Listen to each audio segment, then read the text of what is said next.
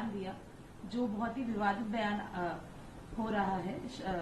उन्होंने कहा कि मनमोहन सिंह की सरकार में उन्होंने ये कहा था कि माइनॉरिटी को सबसे पहले, मुस्लिमों को सबसे पहले वेल्थ दी जाएगी या इन्फिल्ट्रेटर्स को सबसे पहले वेल्थ दी जाएगी, जिसकी वजह से कांग्रेस बहुत आक्रोशित हो रही है और वो कई तरीके के इल्जाम लगा रही है। देखिए, जब देश में यूपीए की सरकार थी और मनमोहन सिंह जी प्रधानमंत्री थे तो उन्होंने एक बयान दिया था कि इस देश के संसाधन पर अल्पसंख्यकों का पहला अधिकार होगा।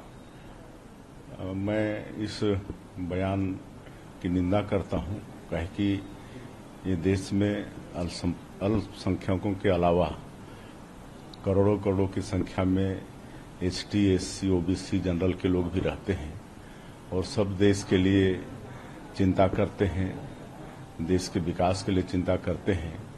तो सबका अधिकार देश के संसाधन में है और तत्कालीन प्रधानमंत्री का बयान कि उसमें पहला हक अल्पसंख्यकों का होगा, ये उनका बयान बिल्कुल गलत है और एक सांप्रदायिकता की ओर ये बयान इंगित करता है और इसको देश के सामने प्रधानमंत्री जी लाकर अच्छा कर रहे हैं, उनको हम धन्यवाद देना चाहेंगे।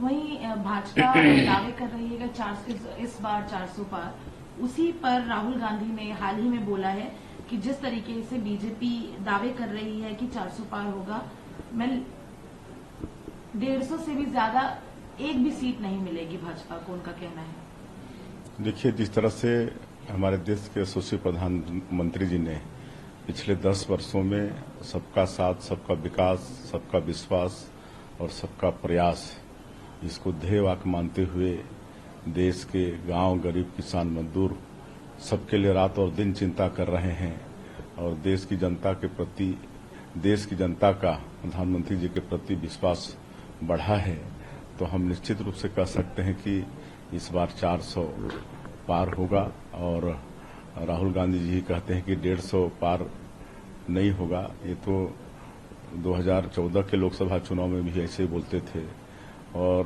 2019 के लोकसभा चुनाव में भी ऐसे ही बोलते थे। तो इनके बोलने में कोई दम नहीं है, ऐसे ही बोलते रहें। और लगातार भारतीय जनता पार्टी की बढ़त 2014 से भी 2019 में बढ़ी है और इस बार 2024 के चुनाव में और ज्यादा बढ़ेगी। कांग्रेस के कई नेता, जिसमें से कांग्रेस छत्तीसगढ़ इंचार्ज सचिन पायलट ने एक बयान दिया है जिसमें उन्होंने कहा है कि भाजपा साउथ से साफ हो गई है और नॉर्थ से अब हाफ हो जाएगी। अब देखिए, वही तो मैंने कहा ना कि राहुल गांधी जी ने जो कहा है सेम वही चीज सतीश पायलट भी बोल रहे हैं और ये लोग बोलते रहते हैं, लेकिन इनके बोलने का कोई फर्क नहीं पड़ता है।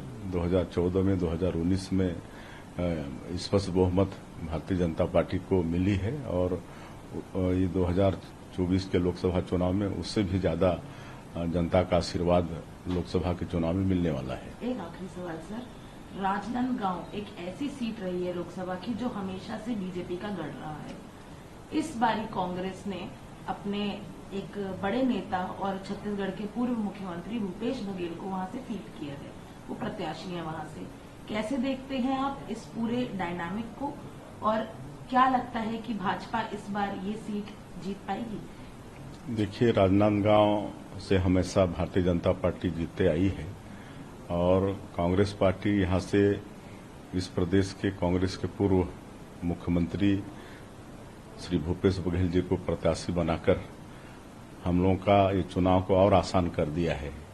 एक ऐसा दागदार चेहरा जिसको 2023 के विधानसभा चुनाव में छत्तीसगढ़ की जनता नकार चुकी है, उसको कांग्रेस पार्टी यहां लोकसभा का प्रत्याशी बनाई है। तो हम लोगों का ये लोकसभा की लड़ाई बहुत आसान हो गई है और राजनांदगांव सीट भारी मतों से हम लोग जीत रहे हैं।